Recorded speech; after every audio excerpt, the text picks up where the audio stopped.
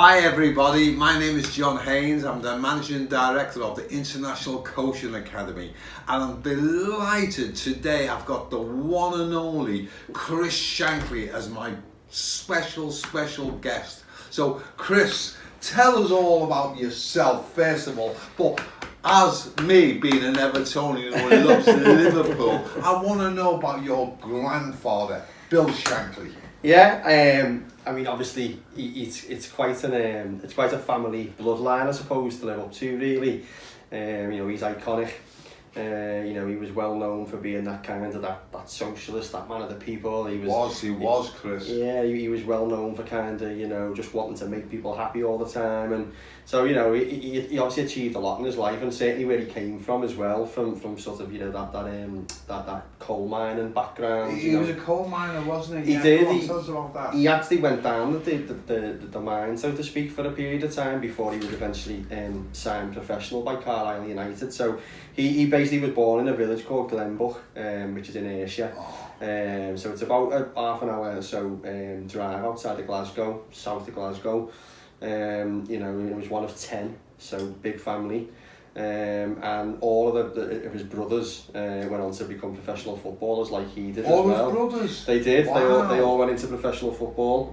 Some of them also went into management and coaching like he did.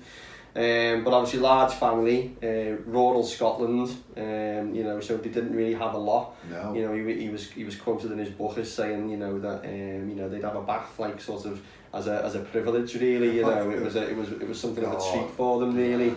And whilst obviously he was obviously looking to try and make it as a footballer, playing for local amateur teams and things like that.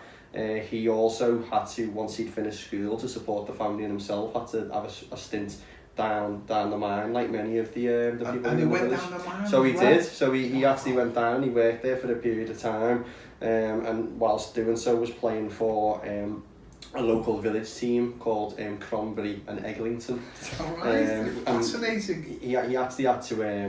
imagine the local managers now around the world going down mines. Yeah. All wimps. Well, it's a different world, isn't it, John, now? But he actually had to... He had to cycle something like a 12-mile round trip to the next village to play football for that team. So, he would obviously cycle there, play. Seriously? Yeah, and then cycle back. So, and whilst he was obviously doing that, he was working down the mine, and eventually he was scouted by Carlisle United. Carlisle? And that was who he obviously signed his first professional terms with. And that was kind of when he was taken out of that environment then and kind of went into football, and the rest is history from there, so to speak. But certainly those early days, I think, for him, in rural Scotland with not much sort of the foundations of life. Yeah, I think, people talk about that really strong kind of will, the motivator, the socialist. I think certainly all of that was shaped when he was growing up in those conditions, and obviously having to experience things like going down the mine and awesome. Absolutely awesome. And he never lost that, I think, which is of great credit to him. Right up to the day he died, he had those same ideals and things. So for me, he had the same values as he did when he was in the mines. He did, and for me, obviously as his grandson and things, we're forever inundated by people coming to see us and saying. Is that right? They've got stories about him. They talk about when they met him. They tell us stories like they wrote to him desperate for tickets for the cup final once and didn't expect to hear anything back, and then the next thing is a letter arrives in the post with tickets for the cup final and stuff, and things like people saying that their family members who maybe passed away, and they'd written to him and said that this person loved you, and the next thing is he'd be turning up at their funeral and things like that. Oh yeah, John. I mean, he, from what I understand, he was never at home because he just, I think he had that kind of massive desire to kind of do things for other people and kind of go above and beyond them, whether it was turning up at funerals, weddings, parties, doing things in the local community with like grassroots football teams, even fans knocking at his front door and being invited in for something to eat and a cup of tea and a chat. Hold on, so fans used to knock on his door and used to invite them in? Yeah, so the story kind of goes that kids and fans and things would go and knock, and My nan Nessie, she would answer the door, and if he was in, she'd shout up to him, and he'd be like, "I'll be down now, Nessie, bring the lads in," and in he'd come into the living room, she'd make them a cup of tea, he'd come down and giving them his time and chat about football. And I mean, one of the best ones I had recently when we were at the hotel was a guy who was staying with us who come in to say that he knocked once and got invited in, and I was speaking to my granddad, and my granddad had said to me, "Do you play football?" And he was like, "Yeah, I do actually, Bill. I play at quite a good amateur level. I'm a goalkeeper," and talked about the team that he played for. And the guy said to me, "Your granddad's knowledge of football, all things he went, was just vast." He said, because he knew the grassroots team I played for, the amateur team, he knew all about them, he knew what position they were in the league, he knew everything about them. And he actually turned around to the kid and said, "Listen," he said, "if you're good," he said, "we always need decent goalkeepers at Melwood for the strikers to kind of practice against in training." He said, "Why don't you come along to Melwood next week? Invited them all? Yeah, bring your boots, and we'll have the lads, the players, and you're talking seasoned players then, like Ian St John and Roger Hunt and things. We'll have them take shots at you and get a bit of practice in." And the guy said to me, it's the biggest regret in his life. He bottled it. Yeah. So he on the day he was supposed to go down, he didn't go. The nerves. Yeah, because St John and Roger Hunt. He didn't want to. He said his words were, he said he didn't want to kind of make a bit of a fool of himself. So he decided against it, and he was saying to me to this day, he says, the biggest regret in my life. He said, because that was your dad though. He was always caring for other people. Yeah. That was him. And then he left Preston to go to Liverpool. Is that correct? So it kind of a bit more sort of. It was a bit of a longer journey. So in terms of his career, he was first signed as a player by Carline, but he only stayed there I think about a year. And then he was scouted by Preston North End, who were a decent side then. Right, yeah. And he went off to Preston North End in 1933. And he ended up staying there for 16 years, which was the rest of his career, because what you got to remember in that window is you also had the Second World War in the middle of that. That's so right, the professional game... 16 years and the World War, Yeah, so the professional game kind of stopped for those 5 or 6 years that the war was on. And by the time the war had finished, he was in his early 30s then. So actually, in many ways, the war took...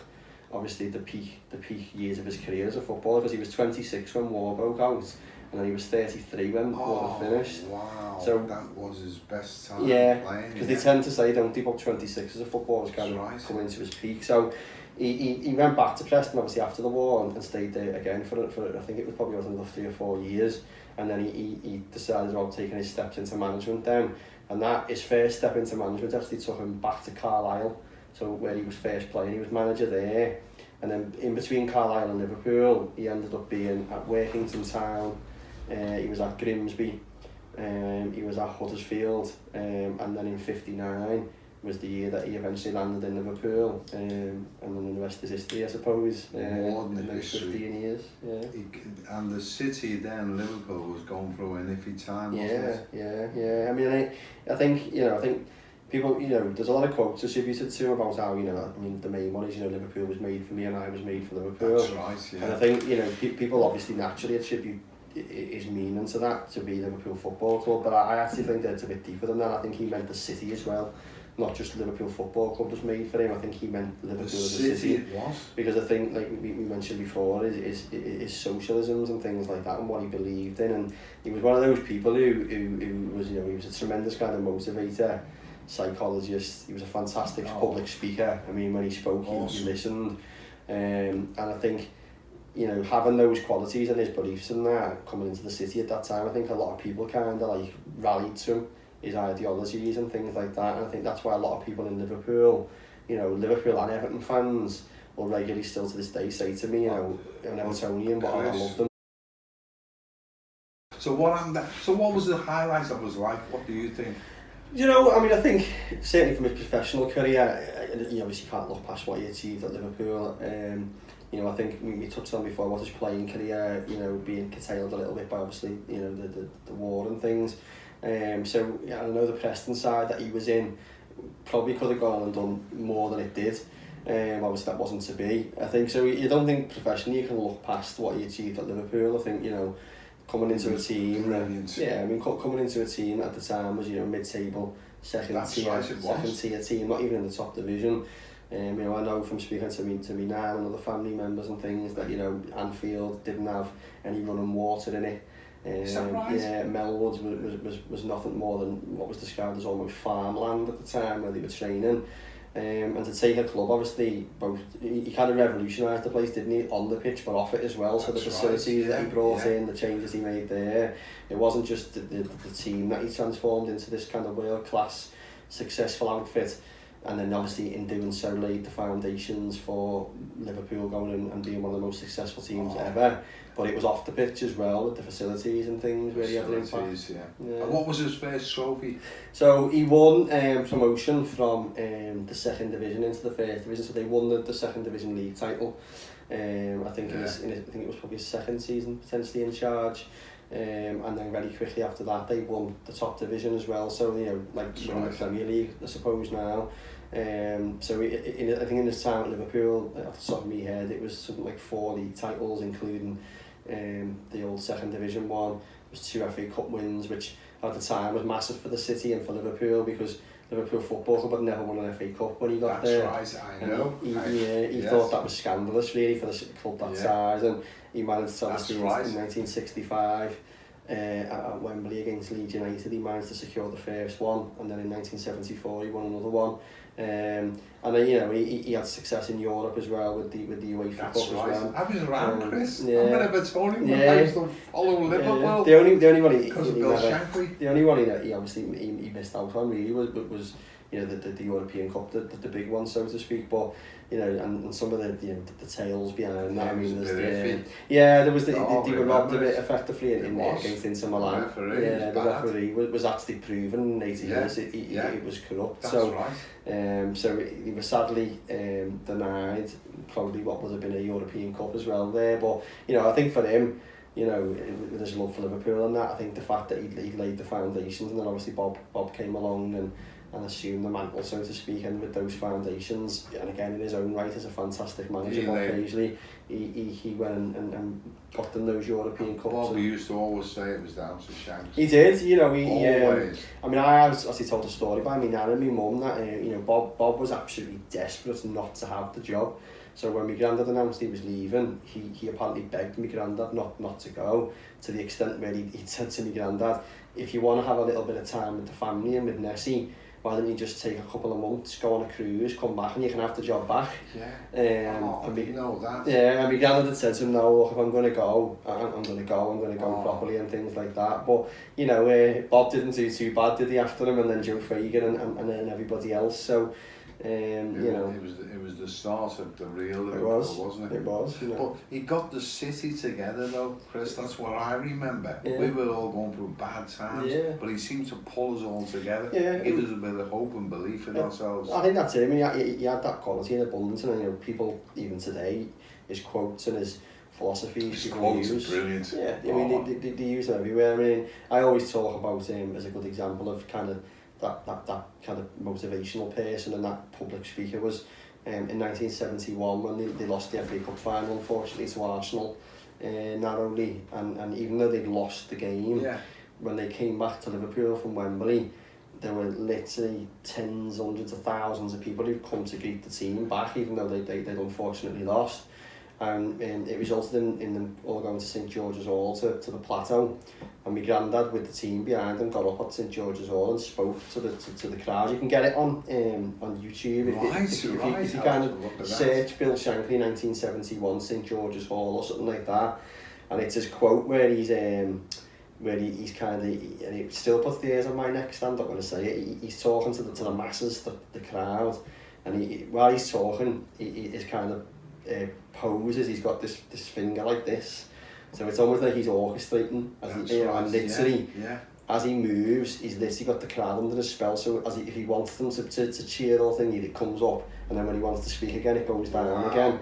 And he says this line where he says he's talking about like the importance of the fans and the importance of the pride of playing for Liverpool and representing the city, and he says that line where it's you know, he says, I've drummed it into these players time and time again that they're privileged to play for you.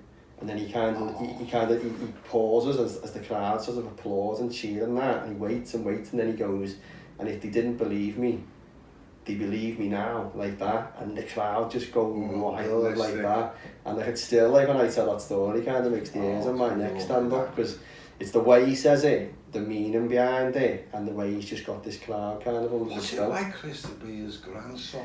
It must be it's crazy. special. It's a strange one, because obviously you've got, you know, this icon who everybody knew, who's, you know, who's got this huge legacy and things, and you know, and you obviously want to do that justice, you know, you know, when you've got the family connection, and it's in your kind of your bloodline and things like that. You know, a great source of kind of satisfaction and comfort for me was always the fact that I had a fantastic relationship with me nan, with Nessie. We were so close, and she would frequently tell me as a kid, certainly when I was younger and things like that, that everything about me was built, she'd say. Is that right? So she'd get quite emotional over it, because when I was younger, I didn't have the beard and all, everything. She used to say to me, you're the image of him when he was younger, to the point where it would make her quite emotional. So I'd go around and see her, and I'd stand up. Lovely, that, and she'd get a little bit emotional, and I'd be like, oh, what's up? And she'd be like, it's like he's here with me. But she used to say to me, she went, you walk like him, you've got mannerisms like him, she went, you think like him. Beautiful. She said, you've got all these traits which are just him. She went, it's frightening at times. And I think, you know, certainly for me, that's, you know, that's a nice thing to know, that, you know, this icon, this person who people love so much, that you know, I'm similar to them in some ways. So isn't that beautiful? Yeah, so that really is special. It's nice to have that. So you know. And it was a sad day when he did die. Yeah, you know, I think, you know, the reaction obviously in the city and things. I think it's sad that, you know, he dedicated his life to the game, and you know, and sometimes that was to the detriment of, not to the detriment of his family. That's probably a bit too strong a term to use, but you know, he wasn't there at home as often as other maybe fathers and husbands are and stuff, and you know, that was actually the reason that he decided to step down in 74, you know. That was the reason he wanted to spend more time. Yeah, there's a lot of speculation still to this day, you know, call it conspiracy theories, I think, if you like, as people pull out to say, you know, is it really true, the reasons he retired? But he said it outright in his book, and it is actually true. It was down to family, you know. They just won the FA Cup in 74. Fantastic performance at Wembley, beating Newcastle 3-0. And you know, there was comments from a lot of players. I remember Kevin Keegan saying it as well, telling the story, saying that he said, you know, your granddad looked tired in the dressing room after the game. Yeah, Kevin Keegan. He's still a good friend of the family, Kevin. Is he? Yeah, he's always kept in touch. A lot of the players did and do. And he said he looked tired, and you know, and then he went home that summer, and you know, my nan turned around to him and said, look, Bill, you know, you know, you've got 2 grown-up daughters, you've got grandkids now, you know, we've followed you all around the country, you know, where you've played, when you've married and stuff, and we think now will be a nice time to have a bit more time with you and things. And you know, I think he knew deep down that he owed that to her and the family, because of the support that she'd given him at his whole career. His values again. Yeah. See, honest man. Yeah, and he took that decision, and he made that decision then. Yeah, and you know, and there's no doubt. I mean, he's famously quoted as saying when he came to do the press conference to announce it and to speak to the chairman, he said it was the walk to do that was like walking to the electric chair was the terminology he used, because right? He felt, you know, and I think nobody will ever dispute in hindsight now that when he did retire, he painfully missed the game, and struggled without having that kind of day-to-day thing of football around him, you know. So, you know, there can be no dispute of that. But I think it's just sad in many ways that, you know, he only got, you know, 7 years or so after the retirement, he's then passed away. So it's not that he got a great amount of time, you know. The city cried, the whole city. Yeah, and you know, we've seen, you know, the footage of things at the funeral, and obviously the services that were put on for him, and the respect, the respect obviously that he had from people.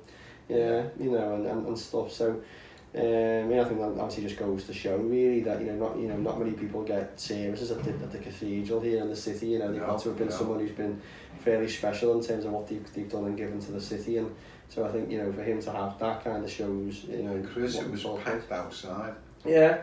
All went along. You know, and you know, say an incredibly sad day. You know, a lot of fans who've since spoken to me, have said to me how much they cried. I've had fans say to me, it's madness, saying to me like, I even cried more when your granddad died than I did my own dad, and stuff like that. Yeah. Fans saying, because he kind of meant so much. And, say, I still have to this day, people who I call kind of those kind of like Shankly disciples who were around when he was there. They come into the hotel and they've become good friends with us now and they come in and tell stories. And there's a fantastic guy, a guy from Toxteth, a guy called John McGill. Really close friend of our family, has been since he was great friends with my granddad, great friends with me nan, and is still good friends with us to this day. And he got to know my granddad when he sort of post-retirement, because John was quite well known in Toxteth for running kind of like, local grassroots football teams and did all the coaching and stuff. And he actually approached my granddad about my granddad coming and giving out medals and giving talks to the teams and stuff like that. So through that, they became great friends, and John was really kind of really inspired by my granddad in terms of who he was. And he came into the hotel, John, last week with his family, with his kids, with his missus, with his grandkids, nieces and nephews. And I showed them around a couple of things, because one of John's stories about my granddad is on the ceiling of one of the rooms in the hotel. Is that right? So we took him to that room so we could see it on there and that. And he was talking to us all in the room, and he just had to stop. He got so emotional and so choked up like that, and he just went and he stopped like dead, and he went to me, "I miss him, Chris," like that. "I miss him still now," like. And I was like, that shows kind of like, that kind of strength. Well, I think the football miss him. Yeah. With his values, his strength, his honesty, integrity. Yeah. So come on then. So. How are we going to keep the Shankly brand going? What are you doing now? You mentioned a few times about the hotel. So I had the idea some time back now to do the Shankly Hotel initially in this city, really, and a number of reasons behind it. The first one being what a great way to kind of keep his story and his legacy alive. There's something dedicated to him that kind of tells his story, what he stood for, his achievements, his goals, and kind of celebrates that through, things that belong to him. And on that side of it, as a family, we had this absolute wealth of memorabilia, which I'd say 90% of which had never been seen before. Because me nan basically hoarded everything that ever belonged to him. Your nan did, and thankfully, I'm so thankful for her for doing that, and we didn't even realise she had. And sadly when my nan passed away in 2002, and we were going through her house and things, we found this treasure trove really, ranging from things like a telegram from the Beatles in 1965, wishing him and the team good luck ahead of the cup final, through to things like handwritten training schedules, handwritten scouting notes on players, many of whom are household names, some of whom were signed. Wow. Medals, boots, kits, you name it. It was just unbelievable, and I just thought people need to see this. And obviously that, combined with this notion of wanting to do something to kind of keep his memory and his name alive, this sort of small seed of an idea I had about this hotel started to grow in my head a bit more, because I thought to myself, well, we've got all that. Also, we know the footfall into Liverpool and Liverpool Football Club are playing, it is phenomenal. You can't get a hotel room in this city when Liverpool are at home. That's right. So again, a hotel is a great concept, because if people are going to come in for the game, where they're going to want to stay, they're going to want to stay at Shankly. So all these kind of things started to kind of come into motion and stuff, and I just thought, what a great idea. And I always, when I ever tell the story, I always say I got to this point where I would regularly kind of daydream about it. Hard day at work, come home, a bit of daydream, subconscious visualization. What if I can do this? What if it's my own thing, and stuff. And it was daydreaming for a good number of years, and then I got to the point where I said to myself, this is probably about 6-7 years ago now, listen, is it a good idea? Yeah. Can it work? Yeah. If you want to do it, or you're going to do it, you need to mobilise yourself. And if you're not, forget about it and stop daydreaming about it. And I took that decision to kind of take that plunge, and through a colleague who I was working with at the time, who had some really good contacts in the city in terms of development and stuff. You know, I ran the idea by him and he seconded that it was a great idea. And he said to me, listen, I can start making meetings for you with people, because obviously I needed somebody to invest in the idea, you know, I needed someone to put capital into it, I needed someone to help me bring it to life. So effectively I was pitching for somebody to come on board with it, and I went out and I met many different people. Quite often I would come away from the meetings, I'd go and do a little bit of due diligence on people, just because obviously when you're putting your granddad's name on something as a brand, you need to make sure it stacks up to all the ideology that we've just spoken about. And many people didn't really get anywhere near it, and then I ended up getting brought together with Lawrence Kenwright, who owns Signature Living. And you know, from the minute we walked in the room with Lawrence and sat down with him, we just clicked. You know, we had the same vision for it, we had the same ideas behind it. He had the same vision as you? Yeah, so I obviously told him the idea, and then he, as you know, the experienced kind of person that he is, and you know, developer and entrepreneur and things, obviously then gave his take on how he thinks it could work, how it should look, all of which were in line with how I wanted it to be. Wow. So it was kind of like this meeting of minds, really. And you know, I actually don't mind saying, you know, I think I ended up with him in about a 2-hour meeting, and my colleague who'd been advising me was with me as well. And I walked out the meeting with Lawrence, and I turned around to my colleague and I said, these are the people to do this with.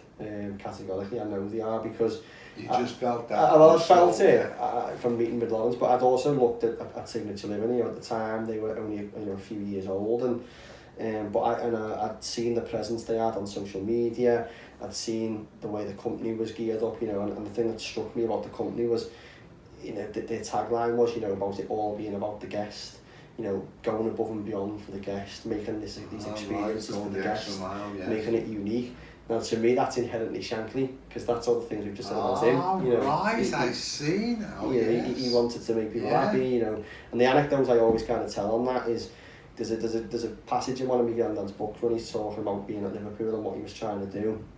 And he talks quite kind of candidly. He says, you know, people in society out there, they work hard Monday to Friday, generally, he said, you know, in work to support the families and to get by. And the way he saw it was the weekend is their release to enjoy themselves and to bring some enjoyment into their life. He saw it that he wanted to create a Liverpool team that these people could come and watch and enjoy as their relief of a weekend, you know, and send them home happy, having seen, you know, this fantastic football team entertain them, score a few goals, win trophies, and create this kind of this pleasure and this escapism for fans. And I always say, with Shankly as a brand on the hotel, you lift that off that ideology and you place it on the hotel, because what we're trying to do as a hotel in his name is do the same thing. We're trying to say to people, you work hard Monday to Friday, you want to come and enjoy yourselves, come into our hotel, we're going to give you an unrivaled experience, unrivaled service, and you're going to go home at the end of it having had a fantastic time. So the two sat really nice as an ethos. So, you know, it was kind of a match made in heaven in that way, and you know, sounds it. Yeah, and you know, and without overplaying or downplaying rather the work behind it, the rest is kind of history. You know, we met that one meeting, we did a deal quite quickly in terms of how it looked, in terms of the logistics behind it, and off we went looking for a building, found the building, bought the building, developed it, opened it, and we're 4 years old actually. I think it's tomorrow we're 4 years old today. Is it the 14th today? Or is it? I think it's the hotel opened on the 15th of August. Anyway. Oh, let's celebrate tomorrow then. I'm there tomorrow. Yeah. So and tell the viewers what's it like inside. It's unique. So you know, and it's a really good question because people come into it, and the first thing when they come to it, they've never been there before, is they expect it to be kind of red and white everywhere and live birds, and it's not.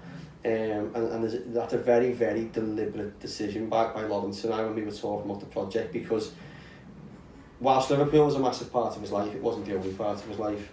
And I wanted the hotel to be about telling his story, about who he was. And story, And we've talked many a time about how he was a big socialist. You know, he was friends with rival managers, Matt Busby at Manchester United, you know, Harry Catterick at Everton. He was absolutely amazing friends with Dixie Dean, you know, and people like that.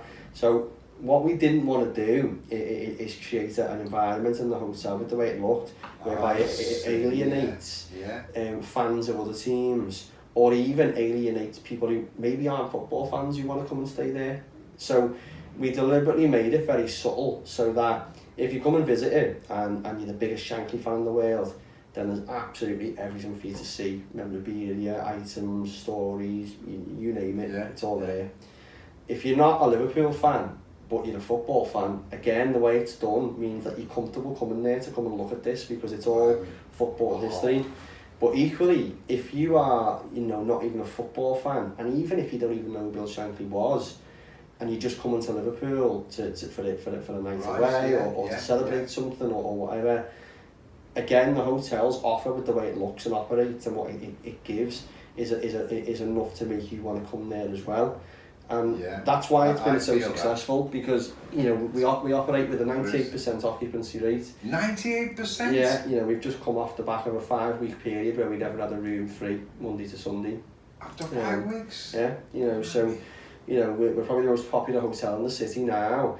And the reason for that is because we made the hotel that way, so that it is all things to everybody, so that... Bill used to give, gain.